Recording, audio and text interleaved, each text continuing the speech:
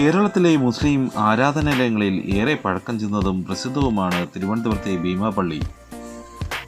നാനാജാതി മതസ്ഥർക്കും ആശ്രയവും അഭയവും കഷ്ടതയിൽ നിന്ന് മോചനവും ഇവിടെ നിന്ന് ലഭിക്കുന്നു.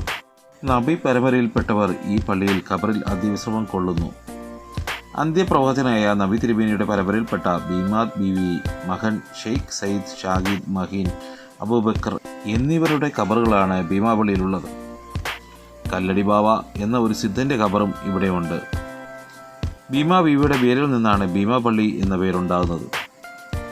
ആതുര സേവനവും മതപ്രബോധനവുമായി കേരളം മുഴുവൻ ചുറ്റിയ ഇവർ ഒടുവിൽ തിരുവല്ലം എന്ന സ്ഥലത്തെത്തി സ്ഥിരതാമസമാക്കി. വലിയ വിദഗ്ധനായ ഒരു ഹാക്കിം ആയിരുന്ന മാഹിൻ്റെയും ഭീമാ ബീവിയുടെയും പ്രശസ്തി തെക്കൻ തിരുവിതാംകൂറിൽ വ്യാപിച്ചു. രോഗികളും കഷ്ടത അനുഭവിക്കുന്നവരും ഇവരുടെ സ്വാധീനത്താൽ ഇസ്ലാമിലേക്ക് മതാരോഹണം നടത്തി.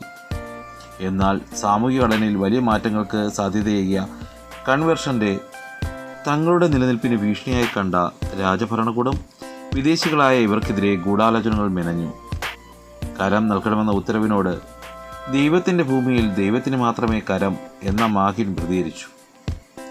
മാഹിനെയും കൂട്ടാളികളെയും ചതിയിലൂടെ വെട്ടിക്കൊലപ്പെടുത്തി.